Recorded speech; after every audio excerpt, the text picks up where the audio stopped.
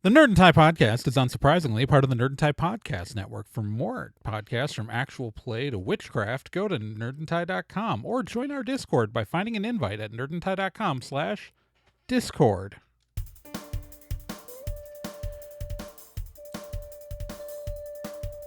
Did you know you could sponsor Nerd and Tie? That's right. For just a few bucks, we'd say your name here. We'd say how much we like those shoes. We would just tell everyone how great a person you are.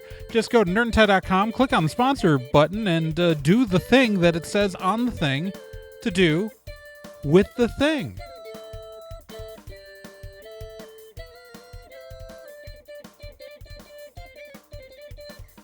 This month on Nerd and Tie, writers are striking for all the right reasons.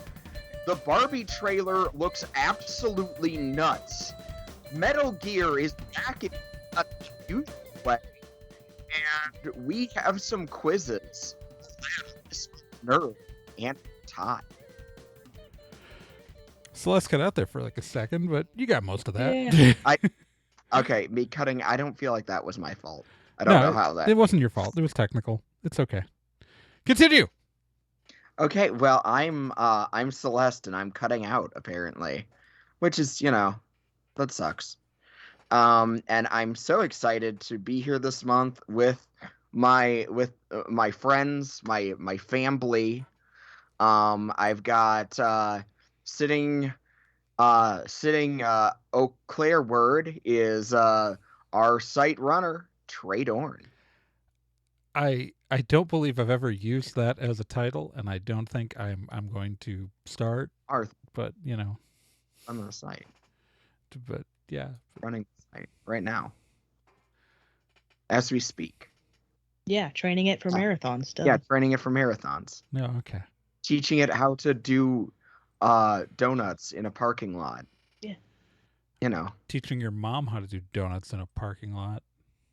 Wow, rude. Not bringing my mother into the conversation. She wanted to learn.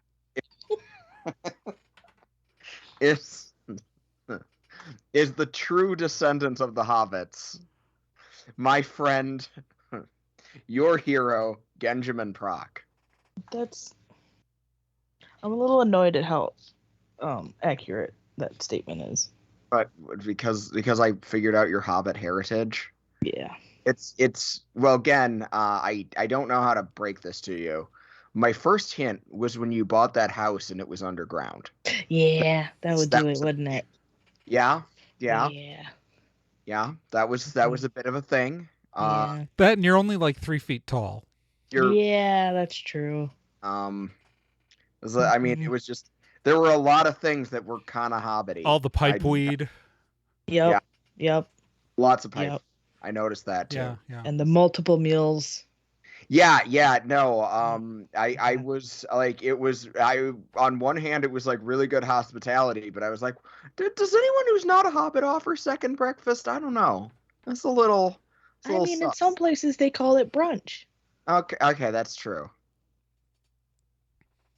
Well, that and complaining about the Sackville wagons is again too. That yeah, was really, yeah. That was a big they clue. Can heck right off. You do complain about them a lot. Well, there's lots about them to complain about. Fair. Okay. And the frickin' spoons. I'm still sore about that. On a getting us off topic before we're even on topic. I'm thoroughly enjoying my spouse is reading Lord of the Rings for the first time. And she has she doesn't have like any emotional connection to the films or the cartoons, so I'm getting to see like her live drawing her reaction to how she imagines characters, and it's not filtered through the like earlier adaptation vision. It's really fun. Yeah, she's been sending me a lot of the things that she's been drawing, and they've been very good. Yeah, it's been very Tolkien-y at the Celeste house lately. We've been big on that, but that's okay. Hey, speaking of actually, hey, I do have, that is a good transition. we can transition from that because, as it so happens, um, the good question mark people at Amazon are making a really stupid decision and sending people without writers on set to film the second season of Rings of Power because guess what? We got a writer's strike, guys. Oh no. I mean, Isn't it no? I mean, like it's not oh no to the writers. I mean the writer's strike. It's oh no that it had to go this far. I'm on the side of the writers. It's not yeah. it's we oh all no are. that they're filming it that way. I was Yeah. saying, yeah, this is gonna be rough. I liked the first season. I did too. I'm very fond of it. And if there's anything to adapt or even try to get the tone of that has intricate writing, it's Tolkien. So that's deeply concerning. For those of you who might not be aware, or maybe you only know like some of the most loose points right now, the Writers Guild, like the Writers Guild of America, the WGA. Writers Guild of America, yeah, the WGA is striking because of unfair treatment on the part of mainly TV writers, but you know it goes to like film too. And the problem what it really boils down to is that as our TV landscape changes and as our movie landscape changes, executives are exerting more and more power and finding new ways to screw over writers. So now you're not getting hired to write scripts for a show that's been picked up. You're getting hired to a mini room with 6 other people to come up with concepts for episodes of a show that might not get picked up at all, and you're only getting paid for that session that you came in to come up with episodes. Or you wrote a whole season of a TV show, and thanks to the way that current writing contracts are put together, you're barely getting paid shit because the way that we did contracts before now didn't take streaming into account. Yeah, it pretty much breaks down to a handful of things. First off is the writers' room sizes have been shrinking, which has put the load of the writing on fewer people. That's a problem. That's one of the things that the WGA wants to have a minimum writers' room size. But it's also these mini writer room things that are happening before shows are picked up, and then the showrunners are being forced to write out the whole scripts and things like that. Like that is part of the problem. Another one of the problems is residuals, right? So with residuals, historically, with the residuals issue is that like when a rerun would get aired on traditional television, writers would get paid for that airing. And because the way that the entertainment industry works is that while someone will work for a while on a show or a movie or a project like that, that is only a fraction of their income. That is only a fraction of the way they can actually live. The rest of it would be through traditional residuals of those re-airings. Like those shows would re-air, everybody involved in those shows like would get money on those reruns, you know, and then, the current contracts just aren't set right up to streaming. And this is actually the same problem that happened with the same reason actually we had the writer's strike last time, and this really hasn't been resolved adequately, is that streaming hasn't originally provided no residuals. Now they are getting like hardly any money, but like fractions of cents for shows that like will then sit around forever on these streaming services. And yeah, it's the writers aren't getting paid for that, and so there's that compensation. And then insult to injury, we're seeing it more and more now, not just at HBO, but now Disney Plus and Netflix have been dipping their toes into the let's just permanently remove things and have no way to watch it waters, right? And so that you don't have to pay any residuals, right? And we're going to see that, and right now they're doing that as like revenge to the writers to try to like turn people against the writer's strike. That's why like Willow is disappearing from Disney Plus only 5 months after the season ended, which is just ridiculous. And then the other thing that the writer's strike is about is the use of AI, because the studios want to push for use of AI, Oh and my god. because scripts written by artificial creative works created by artificial intelligence are not eligible for copyright, which is something I think the studios aren't thinking about, because suddenly if they make something off of a script that's AI generated, it becomes public domain. I don't think the studios have thought this one through, but just writers want to limit the use of artificial intelligence in stuff. They want to make sure that it's not used instead of credited human writers. Right. Well, Joe Russo of the Russo brothers was talking about some other stuff that I'm Yeah. not as directly relevant, but like a bugbear that's been understandably under his skin is that, as from a writing perspective, the creatives on the ground are getting less control, and we have like studios just coming in and just throwing their weight around, and to the point that it's, well, you individual writer or you director, you can't make that decision because we have this tentpole franchise is everything, so we need to sand off any edges. This needs to be Well, as marketable as possible. This is yeah, but that's not really a problem that they're striking over. That's just a Mhm. problem with the students. Actually, one of the other problems is that the problem with these pre-writers rooms, that like where they're doing these writing these like mini writer rooms before the show ever breaks, is that fewer and fewer writers are actually being like on staff while the show is shooting, which means we don't have writers on set, which is kind of a large problem. That because what's happening is that it's writers who have less on-set experience don't know how to adjust their scripts for the limits of production, and it's Mhm. actually setting up new so people who are becoming new showrunners who had been writing, have writing experience but don't have any on-set experience, are suddenly being set up to fail because they don't have the on-set experience to adjust their writing to the production, because sometimes how a scene is written can literally be the difference in like a half a day of shooting, and it's things and like that.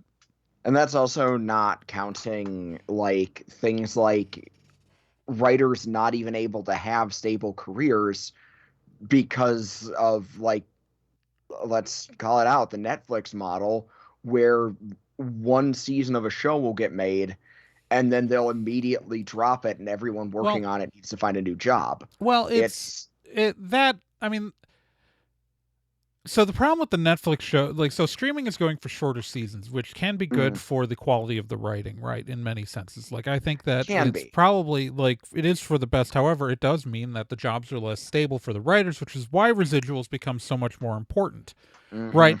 And that's why the residuals are key.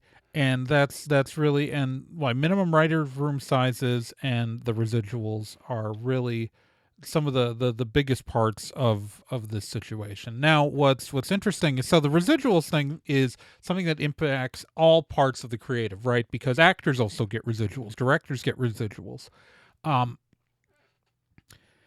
the SAG-AFTRA, which is currently in negotiations, when we're recording this May 29th, they are currently in negotiations with the studio over the contracts and things like that for the actors side of things. And Hmm. the actors have voted to authorize a strike if negotiations fall apart. So not only are the productions right now, some productions are halted, like Marvel's moving forward on some of their productions, some of their film productions, and where the idea is they're like, okay, if we need to rewrite stuff, we'll pick it up in reshoots, um, which is, you Which know, is also not good. I'm not sorry. great. It's It's not good. Deadpool 3 is moving forward in this kind of way right now, but whatever. But they have like put a full like halt on things like the Thunderbolts and and Wonder Man. So it's like this is some stuff is going into full halt, but some stuff is filming based on the fact that they have other people who can work. But if SAG-AFTRA strikes, nothing's happening, right? Hmm.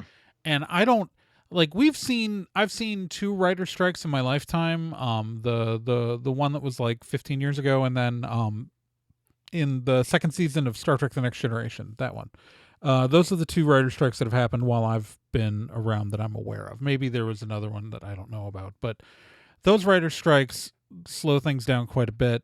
But if I can't think of a single time where has SAG-AFTRA gone on strike before?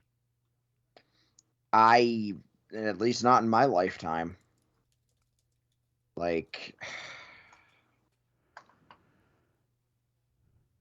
Yeah, this is so they've authorized a strike before, but I don't think they've actually gone on strike. I did a quick search, and it looks like the last time was in the 80s. Okay. So oof. It's like if without SAG-AFTRA, nothing happens, and so it is possible that we could see both it is possible. I think that the studios are more likely to acquiesce to the actors because it's hard for them to the audience has far more of a parasocial relationship with the on-screen talent than they do the writers. I would say, yeah, the shitty truth of the matter is that the audience, like general audiences, yes, even, conservative Uncle Bill assumes that the writers of all these shows are overpaid scarf wearing guys who live large and not the barely getting by actual writers, as opposed to, oh no, if whatever will happen if favorite actor isn't in next movie, I have emotional connection with them, probably. Yeah. This is not a dunk on actors, but it is I strongly stand with writers right now. This is just a really bad place to be. So yeah, and it's frustrating watching the capital driven machine, like, again, things like the Rings of Power thing of sending actors to set and just being like, oh, we just won't let any of the writers be on set, so that way no one's breaking the strike. It's like, well, I mean, the writers wouldn't go to set because they would be breaking the strike. Right, exactly. It's just like, oh boy. It also means that like writers can't do promotion right now, so like, yeah. And I've heard of like, there's been stories floating around of like really sketchy things that studios will do in order to get around strikes. And yes. It sounds bad. Like, please don't do those things. Yeah. Also, don't be a freaking scab. Like, it's just, yeah, I don't know. The whole thing is. And one thing that kind of chafes me is people complaining like, oh no, we're not going to get any more content. It's like, there is so much out there already. Yeah, right, I know. I'm about to say, you sincere, go screw yourself if that's your take. You for sure have not seen everything that exists on every streaming site right now. Oh, it's if we get to the point where like if this goes on like all summer and we don't have new shows in the fall and shit like that, Krista and I are already planning just to rewatch all of Star Trek. Right? We haven't. Way too many people I know have not watched The Adventures of Briscoe County Jr., and that's on Tubi. I haven't watched that since it originally aired. It is still one of my favorite TV shows. I don't doubt it was fantastic. It's legitimately one of my favorite shows of all time. It's no Legend. I don't think I watched Legend. I watched Briscoe County Jr. all the time growing up, and watching it as an adult, I like it more. So, but Legend had John Delancey in it. I don't have the same. I don't have like. I love John Delancey, but like I have a crush on Bruce Campbell. There's a difference. So like I can't. Well, do you know the setup of Legend? No. I do not. So there's this writer who's who create here, I'll just read you the I'll read you the plot synopsis off Wikipedia rather than trying to come up with a quick way to say it. Ernest Pratt, a gambling, womanizing, cowardly, hard-drinking writer, has created a dashing literary hero, Nicodemus Legend, the main character in a series of wildly imaginative dime novels set in the Untamed West. Because Pratt writes the novels in the first person and has posed as Legend for the cover art, many readers believe that the writer, Ernest Pratt, is Nicodemus Legend. And in the pilot episode, this is played by Richard Dean Anderson, this character. Excellent. Excellent. We're off to a good start. And this is like 1996, so this is like arguably Stargate SG-1 wouldn't have happened if this hadn't gotten canceled. But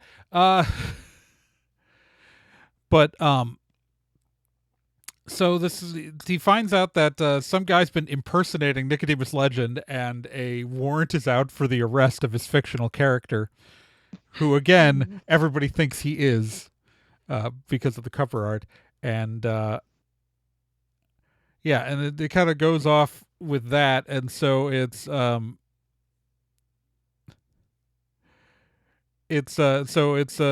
Delancey ends up like they had adventures in the Old West by this guy pretending to be his character that he created, and being assisted by John Delancey, who plays like a scientist who is loosely inspired by like Nikola Tesla. But like is that on Tubi? I don't know. Anywhere? It aired on UPN for a season. Well, Briscoe is on Tubi, so everyone knows where to go. The Adventures of Briscoe County Jr., that's where. I'm just saying Legend's better. Agree to disagree. Anyway. But yeah, no, like that's you're dead on, Gen. That it disgusts me whenever I see people complaining about not getting new content. There's so much content. There's so much out there. Also, if you hate the people who make the things you love, you're terrible. Yeah. Yeah. What? More hearty F you to anyone with that opinion. Just if your response to the people who make the shows not making it's like to needing help is, but you need to make my shows. Like you're a dick. And pretty much. Listen, even if something's old, if you've never seen it before, it's new to you. Mm-hmm. Like, it's not a hard thing. Also, you can just go watch Star Trek again. There's my partner, my wife is watching DS9 for the first time with me. And it's a great rewatch for me, but watching someone experience DS9 for the first time, delightful. It's awesome, actually. God, I love Deep Space Nine. That's my favorite TV show of all time. It's so good. Oof. Yeah. And, yeah. Like, I'm even watching Babylon 5 for the first time. That's also on Tubi. I should watch that again. I haven't watched Babylon 5 in so long. Krista's only watched like a few random episodes, so I should like suggest we. The problem is that like I don't want to watch ads, and Tubi's ad supported. Like, and there's no like you can't pay a fee to get Tubi without ads. You know what I mean? Yeah, that's fair. It doesn't really bother me that much. Gives me I don't know. Gives me a convenient spot to go grab a soda or something. Yeah, we've been slowly working our way through Columbo. Ooh, nice. We've hit like the revival. So like we're in the 1990 episodes. So it's very different watching like where it's like guest stars of going like, wait, who's that person? Oh, that was the guy who played the guy from The Pretender. Where it's like actors who are young enough to be in things of like notable to my childhood. Yeah. But yeah. Yeah. But yeah, no, like this. Go watch Columbo. Go watch Columbo. It's on Peacock. Most of it's on Freevee, but all of it's on Peacock. But whatever you do, support writers. Don't. If for some reason you're a non-union writer, don't scab. If you do, you're a piece of shit. Just letting you know right now.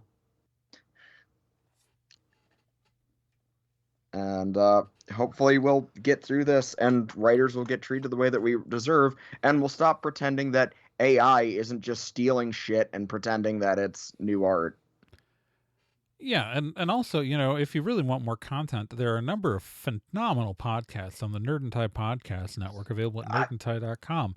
So I heard. Yeah, there are literal hundreds of episodes of Stormwood and Associates. Mm-hmm.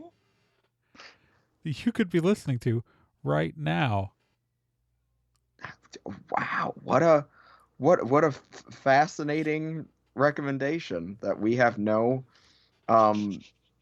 conflict of interest in. Anyway, not at all. I don't know what you're talking about.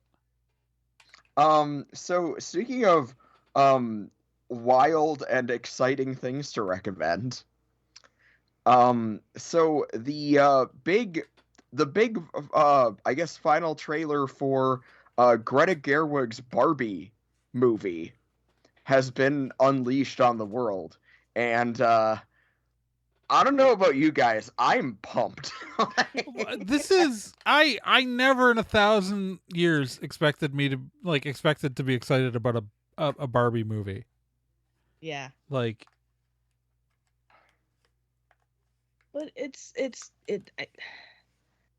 says a lot that, like, the way that they're handling Barbie, which, like, traditionally has been viewed as a very, like, superficial character, or at least that's how she started in the very beginning, very superficial, and they're really, like, diving deep and creating this, like, existential lore. They are going hard. Yeah, they're going hard. Gerwig's an amazing director. A lot of back in 2019, a lot of people were rightfully pissed that she didn't get nominated for Best Director. And I still feel that way. But so she's just an interesting and really weird director with a voice. Plus the cast is phenomenal. I can't get over that we're going to get to see the new Doctor Who in Barbie before we see him in Doctor Who.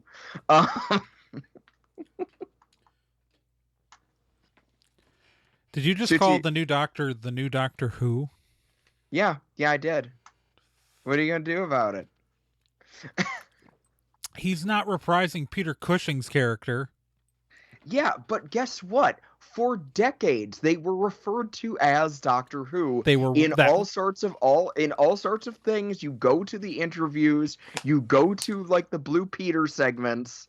I've watched enough archived British TV. That doesn't make it wrong, right? They're still wrong. There's a reason why David Tennant insisted the credit get changed to the Doctor on the Revival series. Yeah, I can, and there's also a reason that Peter Capaldi wanted it listed as Doctor Who. I will fight you. He was watching Doctor Who before any of us. I will still fight you. I'm not betting on this fight, but I'll bring popcorn.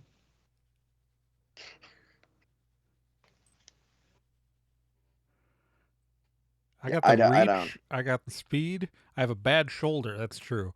So I don't. Do you have the speed? Like I run still. Like I'm just saying. I bike 8 miles a night.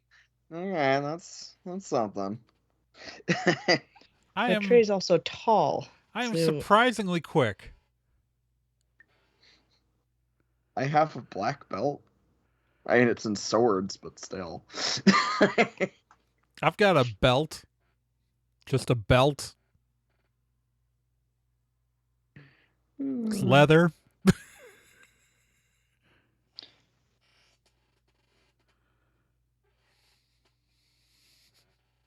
Also, I got nothing. I'm just really excited to see it. This looks like a weird movie. And like I always like Margot Robbie. Like I want to see her in everything, so. But I mean, here's the thing with Barbie, like it's when you tackle a project like this, it's so easy to just go the like little girl childish, like female superficial route. Make it something about like empowering women. Yeah. And you can definitely tell that there was a challenge taken on, because this movie is now like it's so much more appealing to a much more diverse audience. I think you could argue that they basically did that in the other direction with the first 5 Transformers movies and doubled down, making them more superficial with each one. Yeah. Yeah. So there's just this one moment from the trailer that just gets me every single time, and I'm just going to play the audio because I have the power to do that. And it's just this is why I'm excited for the movie. Do you guys ever think about dying? How did I know it was going to be that bit? That exact bit. Just, you guys ever think about dying? I love that, though. Well, like, I mean, how do you take a really popular girl's toy and market it to everyone who's not a little girl? And that's what they've done. It's brilliant. It's fantastic. Well, but it's also that like they take a toy that is a it's a fashion doll. It was designed to be a doll that you could dress up, and then Yep. everything else was either built to be a friend or a love interest to her. Yep. And really focused on that thing. But I do think though that like if you ever look at the way that like kids actually play with Barbies though, little kids will come up with the weirdest, most unhinged storylines for their Barbies. Oh, for sure. Absolutely. And I feel sure. I feel like that is the most in spirit, like, like. I mean, I grew up playing with Barbies. I had Barbies. Yeah.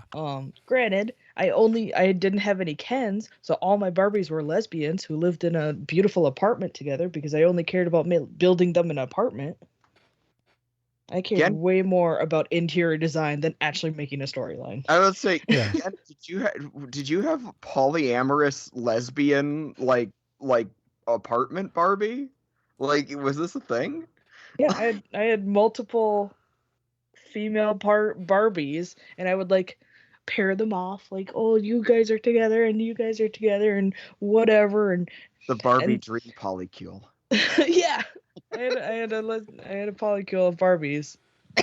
And then I didn't make a story about them because I was like, okay, here's where you're going to sleep, and then we'll make the kitchen here. I was too busy, like, building. Yeah. But that plays right into, like, yeah, not all kids, like, care about, like, oh, let's dress up Barbie. It's like Barbie's going places and doing things. And not everyone could afford to get like the house and the car and like all the accessories. I mean, Mattel purposely had the doll at a certain price, the base doll at a certain price, and then each outfit you had to buy separately. Right. Like, that's how you make that money. Exactly. And so like with me, here I was cutting up shoe boxes and grabbing like Tupperwares from the kitchen and like whatever I could find to build them a house, a story, whatever. Like, you're using like, do you not have any Kens? You're grabbing your brother's G.I. Joes to hang out with Barbie. Like, and this movie, what era really... of G.I. Joes? Because like, like I don't know. No, it's because like, because like if it's like the era of G.I. Joes that I grew up with, they're like very different scale than Barbies. Early 90s brought back the 12-inch ones. Okay. Yeah, early I think those are the thing. So the 12-inch ones, yeah. Okay, well, because like I have like whatever the 3.5-inch ones were the ones I grew up with. Oh, so no, I'm like, the big I'm ones. like, of course, Gen's gonna bring in the halflings. Shush.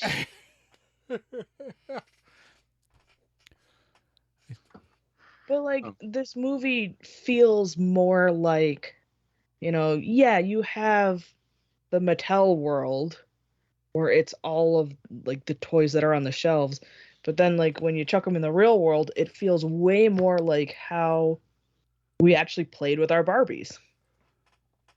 It's just like these neon like fake dolls in your, messy bedroom. I'm here for it. I'm really curious about how this movie's going to come out, and I'm just, yeah. Mm-hmm. Yeah. Legit excitement. I am excited. All right. We should probably move on to the next thing, though. We can move on to the next thing, I guess. This is one that I know, and I guess there's some other tangentially related things that we can probably build off of, but I know Gen and I were probably both surprised. We're both fans of the Metal Gear series. Metal Gear. And there was some pretty big Metal Gear related announcements at this last like PlayStation showcase. The first one is the one that I feel is just an objective good for anyone who wants to who is even moderately interested, which is a remastered set of Metal Gear Solid for the PlayStation and Metal Gear Solids 2 and 3 for the PlayStation 2. Like getting those on modern consoles again, I think that's great. It's a good opportunity for someone to, finally sit down and play these classic games. The weird one, the one that's throwing me, and I think is throwing a lot of people, and maybe you'll be with me on this one again, they're doing a full remake, like looking like a Resident Evil remake style remake of Metal Gear Solid 3 Snake Eater. And that I don't know how I feel about. Yeah, I'm conflicted. Do I want more people to know about Snake Eater because it's my favorite Metal Gear game? Yeah. Same. Am I afraid they're gonna heck it up real bad? That's the one where that's the one where you play Big Boss and not Solid Snake, right? Yeah. Technically, yes. Yeah. Yeah. It's set in the during the Cold War. You're behind enemy lines in Russia, trying to stop a nuclear incident. Ocelot's a baby, not literally, but he's best Ocelot. He's a doofus, and I love him. Damn it! You see, I was really disappointed because I just had this mental image of Revolver Ocelot as a literal infant. I mean, he was at one point. He probably not in this game. I mean, we've never seen it on screen, but yeah, like Ocelot as a young man. Probably my favorite mechanic to a boss fight ever, where you fight an elderly man. Oh, the end, and if you just either turn off the game and set the clock on your PlayStation forward, or alternatively save the game, turn it off, and then come back to it later, you don't have to do the boss fight because he died. Mm-hmm. What? Yeah, it's a literal it's an actual mechanic on the end. Yeah, he'll just die. He'll just die in real world time. He's this legendary sniper, and it's a really hard battle if you actually try to go for it. I feel like such a hypocrite because I always tell people about that method. I went for it and fought him like to the end. Yeah. But I still think that's the funniest boss death that you could do. He'll just die of old age. It's great. But and like that's, and I think that part of what I'm worried about actually kind of relates back to it tangentially, at least, to the writer strike thing, is that Hideo Kojima doesn't work for Konami anymore. Right. Yeah. So they're doing this remake of MGS3 but without Hideo Kojima. That's why I'm not confident that they're not gonna heck it up real bad. Yeah. Same. Kojima's weird sense of humor, his adding poop jokes where they're thematically horribly placed, but it still feels so natural in his game. I mean, there's so like this game, like it's a serious, like it's a really serious game. Because like it's during the Cold War, you're like in Russia, like trying to stop like terrible things from happening, and he throws in like, oh, like do a spy mission where you dress up as one of the guards, but the leader, the commander, knows that you're faking it because of what your junk feels like. That's an actual part of the game. This is a game you get found out because your junk's different.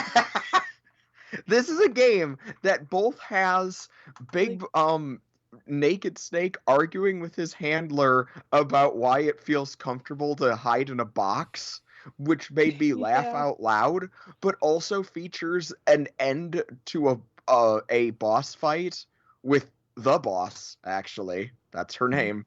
That may have traumatized me. Oh gosh, yeah. Because like, here, in a nutshell, Snake Eater is the story of how Big Boss became Big Boss. That's really it. He started out as Naked Snake, and he's not the legendary hero yet. He's just a guy. Yeah, he's just a guy, and he's goes in with his mentor, the boss, and things happen and feelings happen, and it's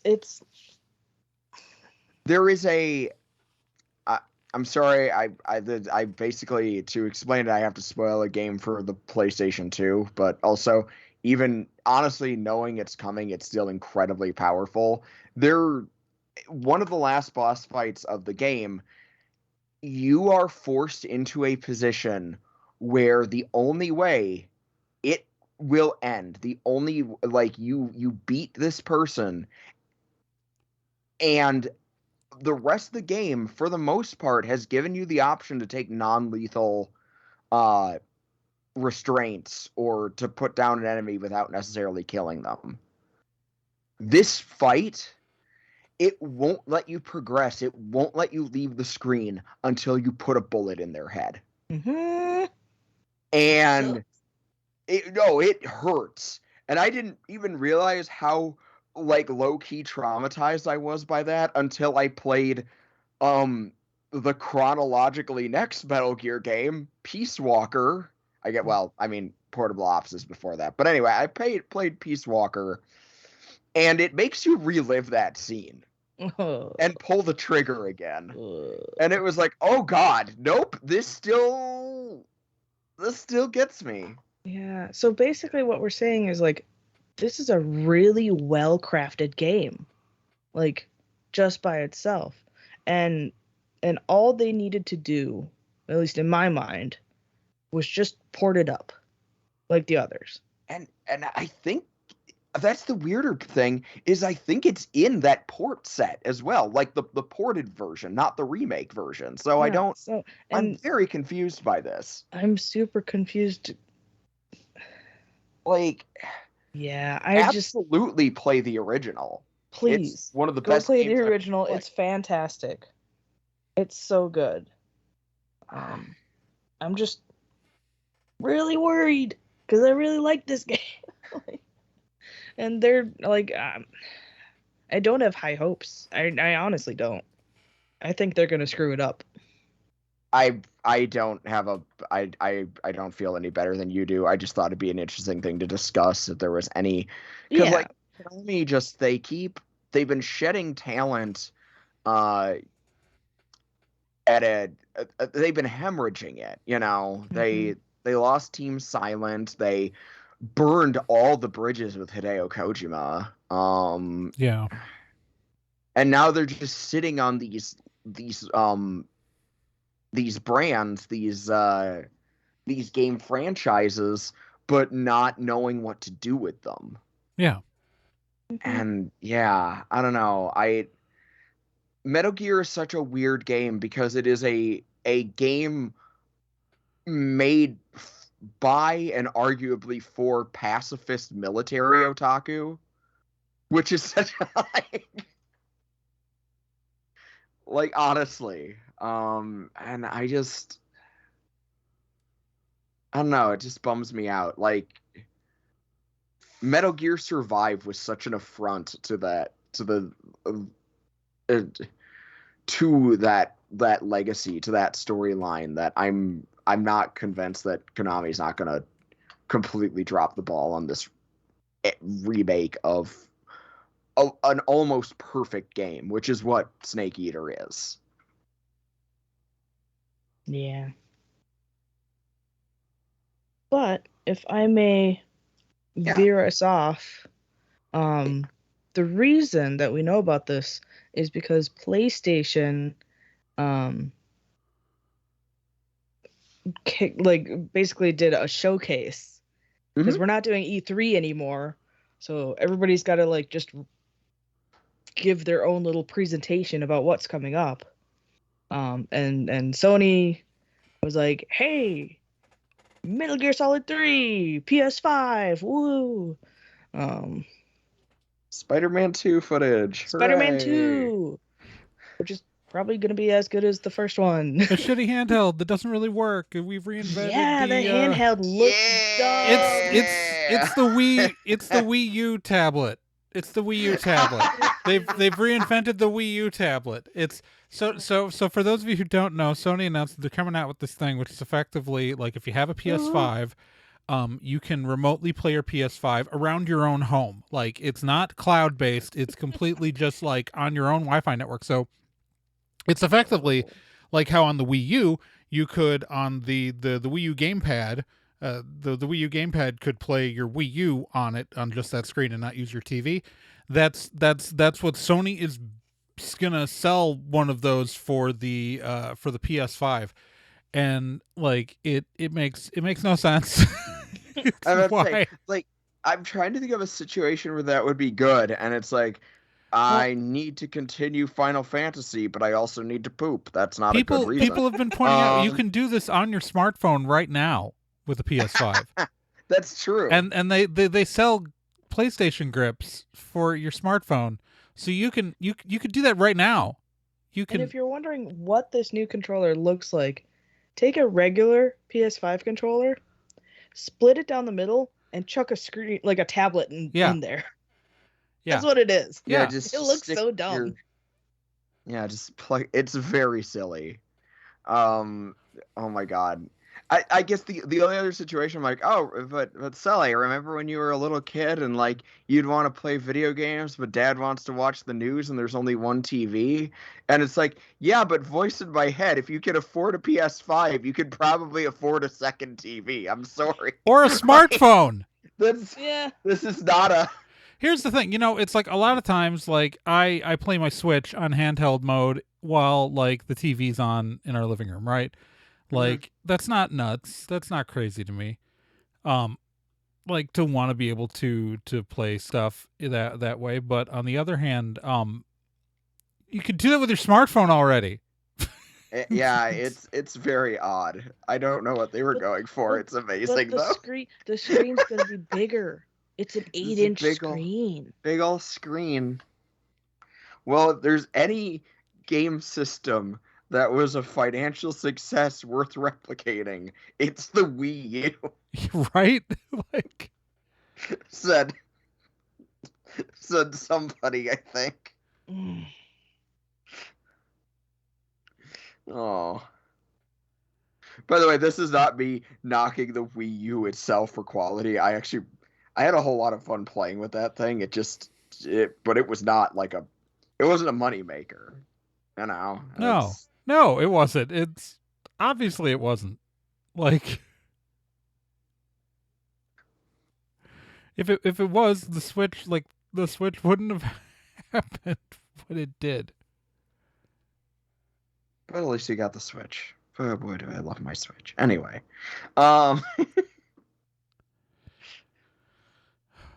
yeah, that was pretty wild. Hey, I guess before we do the quiz, Gen messaged one other interesting thing. Yeah, that you can just introduce it and go yeah, with the it. internet's having a real normal one about this. Have you guys seen the Magic the Gathering Lord of the Rings crossover cards? Mm-hmm. I have. I have not, but so why don't you tell me about them? Okay, the art is absolutely gorgeous. We've got a couple of illustrations now. One of the wedding of Aragorn and Arwen, and another one where a very handsome Aragorn shows off his sword, Anduril, the Flame of the West, and the internet is having a real normal one because Aragorn is a black guy on these cards. Good. I, it's, I don't know what it is with these racist Lord of the Rings fans. Apparently, no one in the Tolkien verse is allowed to be black. Wait, even though aren't Numenorians like described as like having a dark complexion? Numenorians are. Tom Bombadil is. I'm having this happen to me like live. My spouse reading Lord of the Rings and being like, yeah, this person is described as having dark skin. So is this person. There's a lot of dark-skinned people in this book. I don't know what racists are talking about right now. Yeah. There are literally more references to dark skin than there are to pointy ears. That's all I'm saying. Also, guess what, guys? It's fantasy. What? It's fantasy. Again, are you implying that this I'm told this is real life. Takes place on an imaginary continent? I'm told this is the real life and not fantasy. And that I'm caught in a landslide. No. Sorry, I'll stop quoting lyrics. I'm just like, what? Why is this? Like, seriously, the art is gorgeous, by the way. Oh, gosh, yeah. It's stunning. Like, I love this design for Anduril. And again, Aragorn just looks really cool. Like, and like, how much you want to bet that they probably weren't allowed to use the exact likenesses of course, they're not of the movies. They're 100% not allowed to use the actors' likenesses. Yeah. That requires a whole other license. Mm-hmm. Yeah, that's a whole lot of additional money. Why would you do that when you can just, like they can make reference, like Frodo. I mean, he's got his curly brown hair, but he's also got brown eyes. Whoa! Elijah Wood didn't have brown eyes. Like, what the frickin' do, guys? Dude, man. That's like... Doesn't matter. And you can prefer to have a personal headcanon of a character a certain way, but that doesn't mean you have the right to shit on other people's headcanons of a certain character. Also, like, I'm gonna be real. Speaking as someone who grew up with my mom reading me Tolkien all the time, and then as a result, like, getting into, the books and movies and stuff, like, yeah. I had two drastically different faces for Aragorn thanks to the cartoons before I ever saw Viggo Mortensen. Right? Like John Hurt Aragorn and Rankin Bass Aragorn look literally nothing alike. But, you got used... I was just used to it. It's like, oh, different people telling the story a different way. It's exactly. You got to suspend your disbelief a little bit here, people. Yeah, it's really basic stuff. I don't know. I know it's not exactly news that the internet is full of racist dickheads, but oh, just wait till they release the Doctor Who card set. Oh God. I can't wait. Can't wait. I also can't wait to see what the Magic the Gathering versions of the other characters look like as they release more cards. I hope they're all minorities. I say it'll be great. I hope they show Merry and Pippin kissing each other.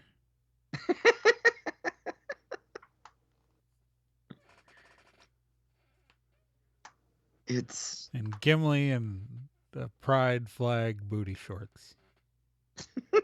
I mean, there are a lot of fans out there who ship Gimli and Legolas. Just saying. I know. They go to the Undying Lands together. Do you blame? Yeah, they're a couple. Yeah. And they're together. Freaking right after they're done with their adventures, Gimli takes Legolas to the glittering caves behind Helm's Deep. Wow. And Legolas takes Gimli deeper into Fangorn Forest. And they just go on adventures together. And then they go to the Undying Lands together. Like... My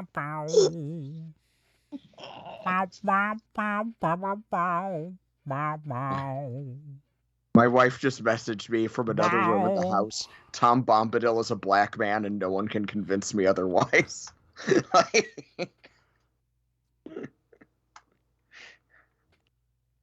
I don't think she's wrong. I think that I leave that up to the Tolkien estate. I'll leave it up to whatever image you have when reading the book. I leave it up to Neil Gaiman. I trust him. Yeah, that's true. Yeah, we can do that. We can. Neil will probably know what to do. Yeah. I have a Tolkien encyclopedia where I about died because the illustration of Feanor looks like Neil Gaiman, and I was like, was this done on purpose? Do you? I wonder did Neil Gaiman make Silmarils? Did I miss this? Is it? I don't remember the guy's name. I'll send you the picture later. Yes, do it. I wonder if we have the same book. That'd be very funny. I will look in mine. Oh boy. But yeah. Anyways, stop being racist. It's not real. It's not real. It's an imaginary. It's an imaginary world. The only thing that matters about Aragorn is that he's hot. Yes, and agree. Guess what? He's freaking gorgeous. He is extremely attractive. Like 10 out of 10. It's a great Aragorn design. Hell yeah. Okay. That's all that matters. And nothing else matters. All right. So we are not going to do the Vomit Hat Steve Challenge this month. But we are going to read through the names on the Hall of Awesome before we go to a quiz. But that means I have to actually open up the names on the Hall of Awesome, which I forgot to do before we started recording the show. So I'm quietly. What I'm doing right now is I'm not trying to fill time as I open up the website and click over on stuff. I'm just talking because I enjoy speaking to you, our audience. Right? All right. Current members of the Hall of Awesome are as follows. Arkham Zero, Rena Innocenti, Cheesy McDamu, Krista, Slithery Shameless Otaku, The Random Ramblings Man, Core Fan, Capito, Chris Graham, Lily Paper Godzilla, Cavsy, The Minnesota Librarian, Sean Orange, Keith Shuzo, Sakura Sunset, Joel Kreisman, Patrick Delahanty, Wonderland Hearts, and Megsy Sass Council. If you would like to be in the Hall of Awesome, go listen to an old episode and find out how.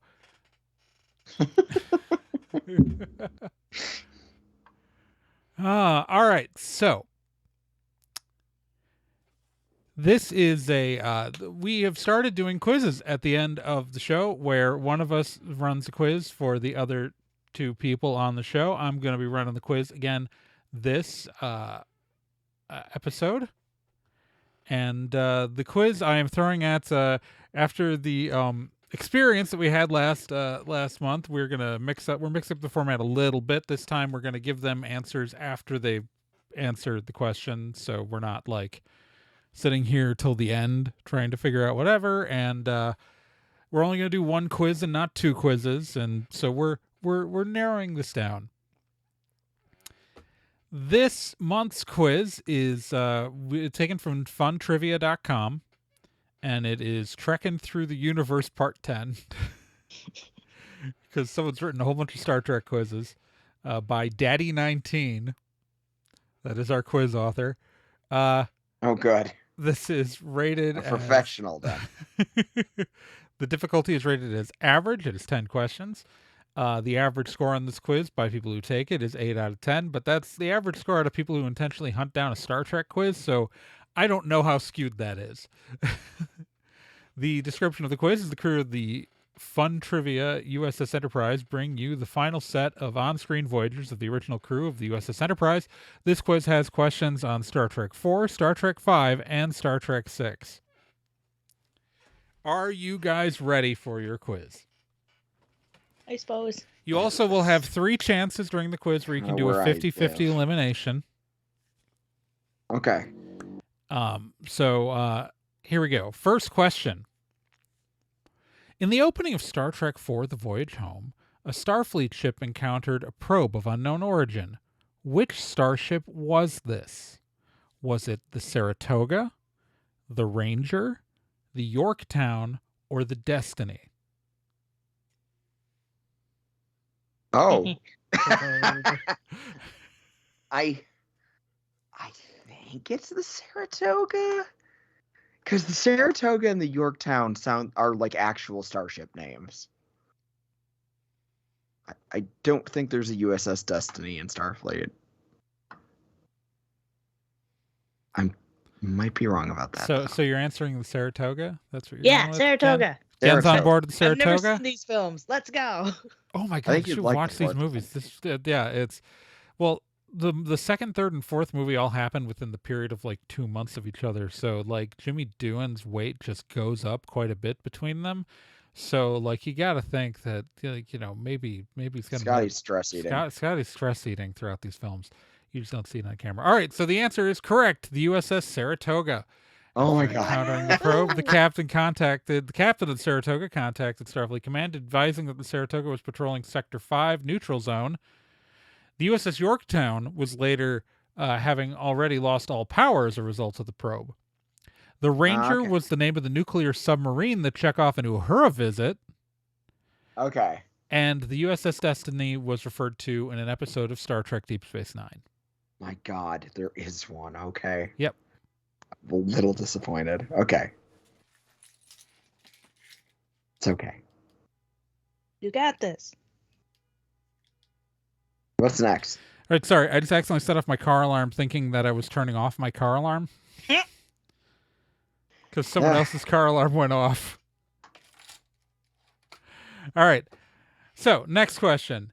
In Star Trek IV, The Voyage Home, after they figured out that the probe was sending humpback whale song in their signal, Kirk and company time traveled back to the year 1986 to find 2 whales to bring back to the future. What were the names of the whales that they found at the Cetacean Institute? That crap. Were they Frankie and Johnny? Were they Charles and Diana? Were they Ginger and Fred? Were they George and Gracie? I think it's George and Gracie, but I don't know how much of that is just the fact that I'm a George Burns fan. I want it to be Ginger and Fred because the Astairs. Yeah, I mean that's a good reference too, honestly. But I feel like there would be more jokes in the community about Charles and Diana being a thing because of how disastrous their namesakes ended up being. So you want to go for that one? Yeah, let's go for that one. Charles and Diana. I thought I meant the one that you wanted. Charles and Diana. Fred and Ginger? Yeah, let's go with Fred and Ginger. You guys want Fred and Ginger? Yeah. That's your final answer? Dancing whales. Dancing whales. Sadly, Celeste should have listened to her first instinct, and it is George and Gracie. I just really like George Burns. Which is a reference to George Burns and Gracie Allen, the married comedy duo who first met in 1922. Yep. Okay. Moving on. We got to stay with your gut. In Star Trek IV, The Voyage Home, when rescuing Chekhov from the hospital, Dr. McCoy cured a patient with 23rd century medicine. Why was the patient in the hospital? Was it kidney dialysis? Was it a broken leg? Was it heart failure or was it a brain tumor? Crap. I think it was the brain tumor. Brain tumor would be easy for them to do. There's nothing to like makeup or prosthetic with that.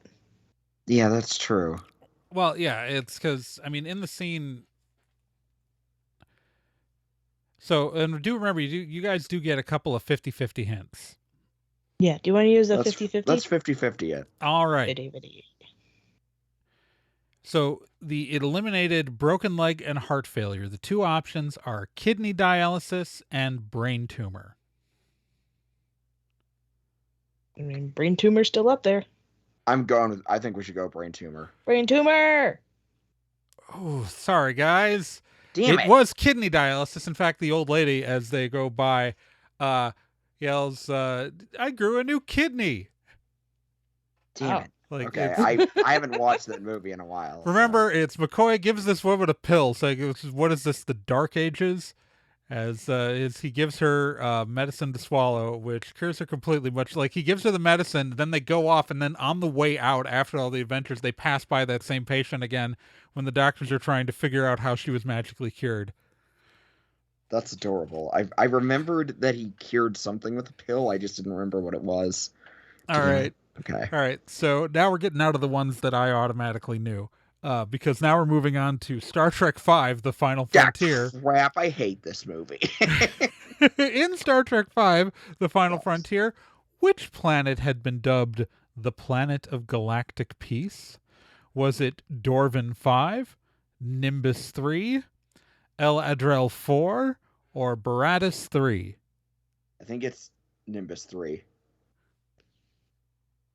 Okay. Nimbus.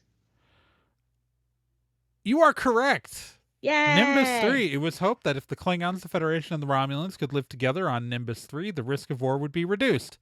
The other three planets all featured in episodes of Star Trek The Next Generation at some point. Figures. All right. Here's the gimme. In Star Trek V, The Final Frontier, what was the relationship between Spock and the film's quote-unquote villain, Sybok? Were they cousins, half-brothers, uncle/nephew, or childhood friends? Half-brothers. Half-brothers. This one I know. Correct. Sybok's evil because he has a goatee. Oh, that's Mirror Universe Spock is evil because he has a goatee. That's okay. Cybok's the main reason I remembered, aside from that I hated this movie, was I just finished the first season of Strange New Worlds, yeah. And Cybok becomes kind of a main player in that. Yeah, he's in the background of some of the plots. All right. In Star Trek V, The Final Frontier, what was the name of the mythical planet that Vulcans claimed was the birthplace of all creation? Was it Qui-2? Was it Eden? Was it Vortavor? Or was it Sha-Ka-Ri? I think it's Sha-Ka-Ri. Sha-Ka-Ri sounds like a venerated. I remember the actors saying Sha-Ka-Ri over and over, and even as a child thinking it sounded stupid. That's your answer? Yes. Sha-Ka-Ri is shockingly correct. Sybok believed he would find God at Sha-Ka-Ri, which he believed would be found at the center of the galaxy. They did discover a powerful being on the planet they arrived at, but it was a malevolent creature and not the benevolent creator that Sybok expected. All right, on to a good movie. In Star Trek VI, The Undiscovered Country, Chancellor Gorkon attended dinner aboard the Enterprise at Kirk's invitation. His daughter accompanied him. What was her name? Is it Azet Burr? Is it Martia? Is it Kurla? Or is it Ursva?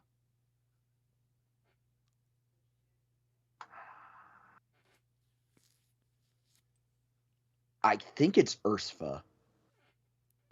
And remember, you do have two more 50-50s. Let's try a 50-50 on this one, because I really like this movie. All right, so 50-50 removed Martia and Kurla, so it is either Azatbur or Ursva. Ursva. I would go with Ursva. Let's go with Ursva then. Ooh, sorry, it's Azatbur. Really? That's so much harder to say. Really? Yep. So after beaming aboard the Enterprise, Kirk. Really? Yep. The Chancellor introduced his senior staff, starting with his daughter, Azatbur. We see little of her during the film. However, she was named Chancellor following her father's death. Despite her father's assassination, she continued the peace process he started. Kurla was a brigadier and Chancellor Gorkon's military advisor. Martia was, of course, the shapeshifter that Kirk and McCoy meet on Rurapente. And Uhura identified the USS Enterprise as the IKS Ursva when they were heading to Rurapente on the rescue mission. That's what they pretended the Enterprise was. Question 8. In Star Trek VI, The Undiscovered Country, what was the name of the prison planet that Kirk and McCoy were sent to for the assassination of the Klingon Chancellor? I shouldn't have read the full details of that previous one. Let's see if you remember what I just said 5 minutes ago.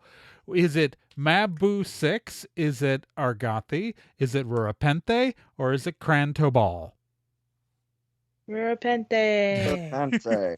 Yeah. Thank you. Hey. All right. Here's another one that Celeste should definitely get.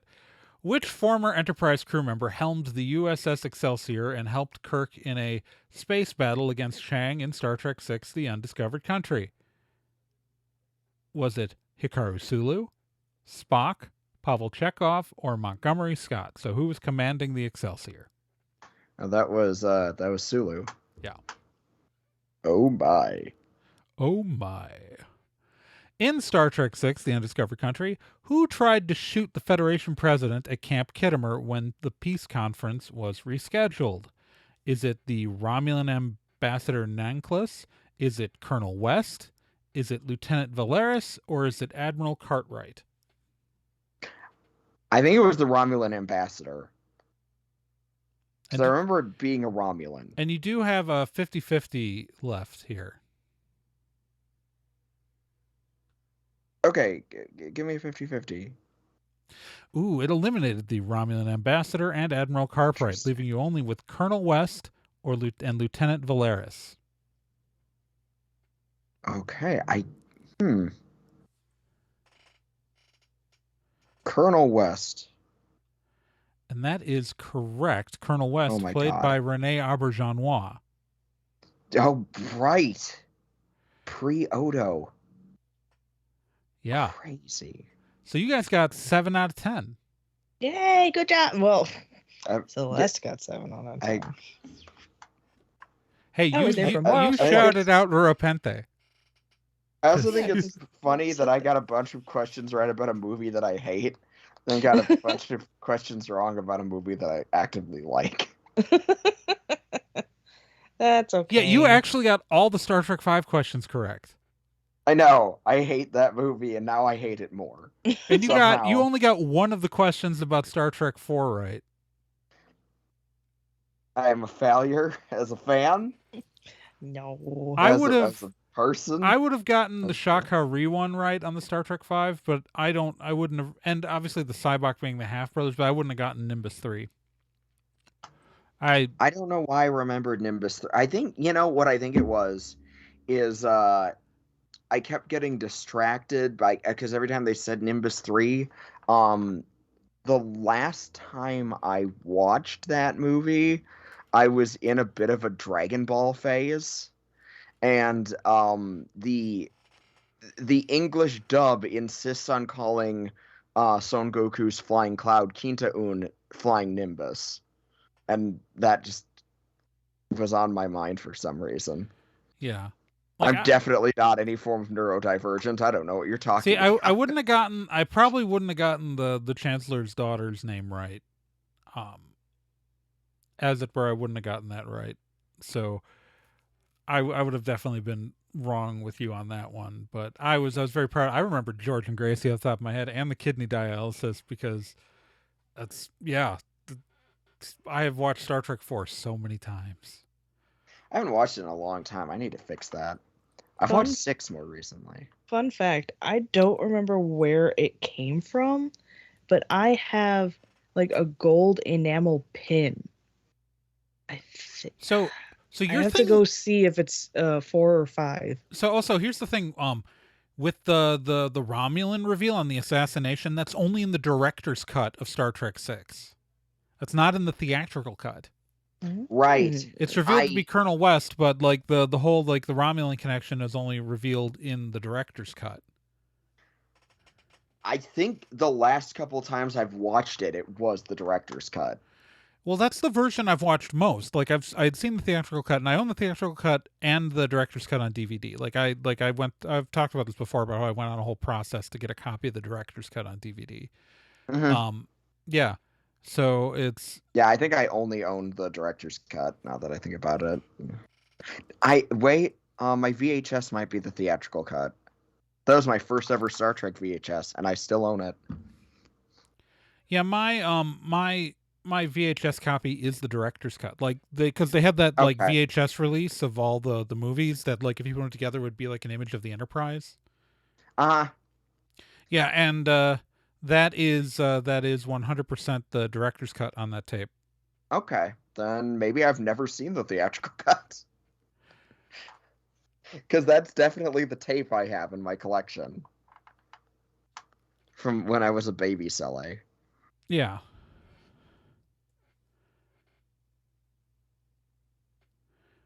Yeah, I'm really curious, like, what are, like, I'm trying to remember the differences in the ending, like... But yeah, it's like the difference in the movies is only like 3 minutes, like, in length.